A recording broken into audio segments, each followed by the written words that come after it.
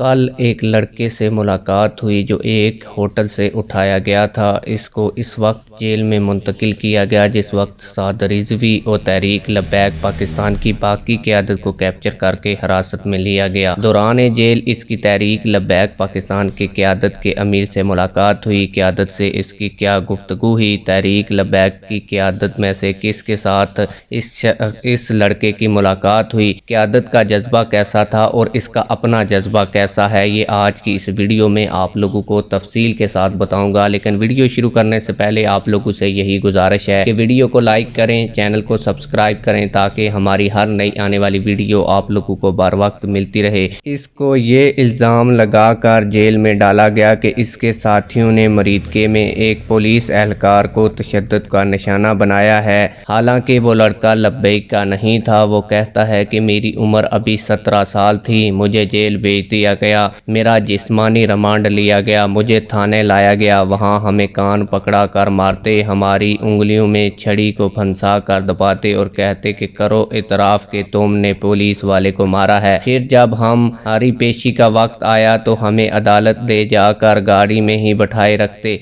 जब अदालत का वक्त ख़त्म होने वाला होता तो जल्दी जल्दी जज के यहाँ पेश करके और जिस्मानी रिमांड ले लेते। फिर जब एक दफ़ा हमारी पेशी थी अदालत में तो हमारे चेहरों पर काला कपड़ा डालकर हमें हथकड़ी लगाकर पेश करने के लिए लाया गया। इत्तफाकन इसी दिन किबला बुजुर्ग सैयदजादे तहरीक लब्बैक पाकिस्तान के नायब अमीर पीर सैयद ज़हीरुल हसन शाह साहब की पेशी थी। जब उन्होंने देखा तो वो जलाल में आ गए, उनसे हमारी मुलाकात हुई और कहने लगे कि ये कोई दहशतगर्द हैं जो तुम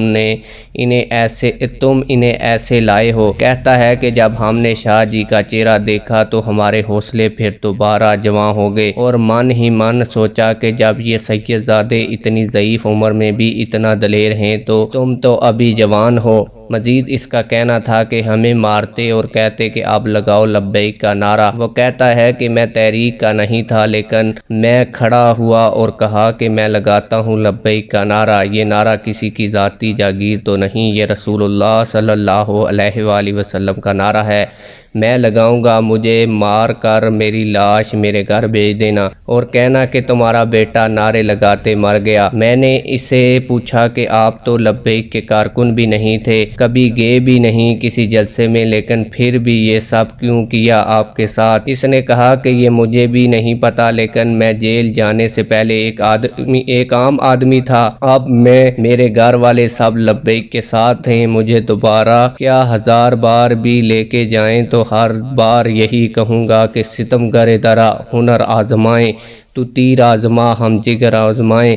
कहता है कि पहले यही डर था कि पता नहीं जेल कैसी होगी, अब हमने देख ली है, अब हमें कोई खौफ नहीं है। तुम जितना दबाओगे उतना ही उभर कर सामने आएंगे। सोचें अगर तहरीक लब्बैक पाकिस्तान के एक आम कारकुन के ऊपर इन्होंने इतना जुल्म किया तो तहरीक लब्बैक पाकिस्तान के अमीर हाफिज साद रिजवी और तहरीक लब्बैक पाकिस्तान की बाकी क़यादत पर कितना जुल्म किया होगा। तहरीक लब्बैक पाकिस्तान के कायदीन इस जुल्म के बावजूद न झुके हैं न बिके हैं और अब तक डट के खड़े हैं। आप लोगों की इस हवाले से क्या राय है? कमेंट सेक्शन में हमें अपनी राय से ज़रूर आगाह कीजिएगा। मिलते हैं किसी और वीडियो में। अल्लाह हाफिज़।